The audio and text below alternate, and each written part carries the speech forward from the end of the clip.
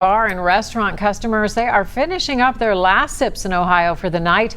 Governor Mike DeWine's new executive order went into effect about an hour ago. That order, no serving alcohol after 10. And you have to finish your drinks by 11. While the governor isn't shutting down bars completely, cutting people off 4 hours early, that certainly will have an impact on the bar industry's bottom line. Alexa Hellwig joins us now from one of the city's busiest nightlife destinations. We're talking about the Banks. Alexa, how did night one of this new mandate go?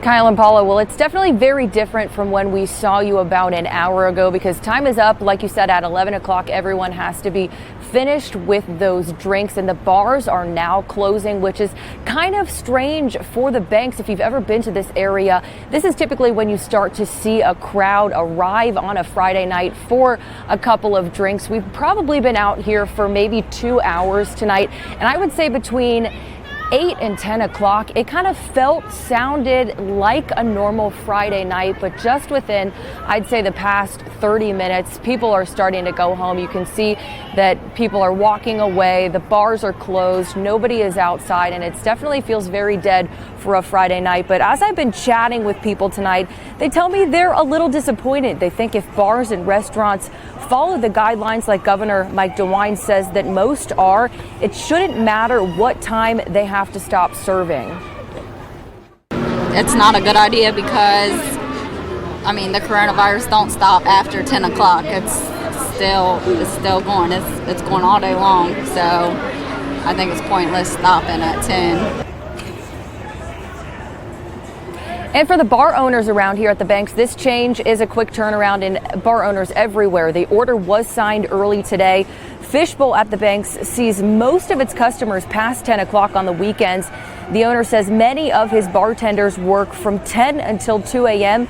and tonight they're not working at all. The owner thinks the new order could slash the bar's revenue in half. He says he's used to facing challenges as a business owner, but not to this extreme. And although the safety of our community is most important, it's still hurting business. And he thinks people are still going to find other ways to have fun past 10 o'clock, but probably not in a safe way.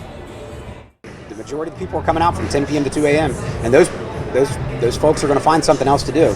So that's a concern as well. At least when they're coming to a business like ours, you know that we're making them wear a mask, we're making them stay in their sections, and we're being really strict on the rules.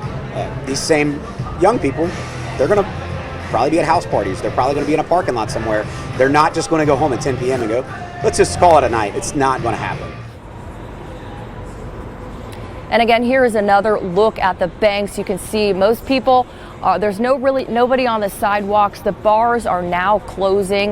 And Mayor John Cranley said today that Cincinnati police will enforce this. They will respond to any complaints, and bars or restaurants could lose their liquor licenses if they're not following the rules. We are live at the Banks. Alexa Hellwig, Local 12 News.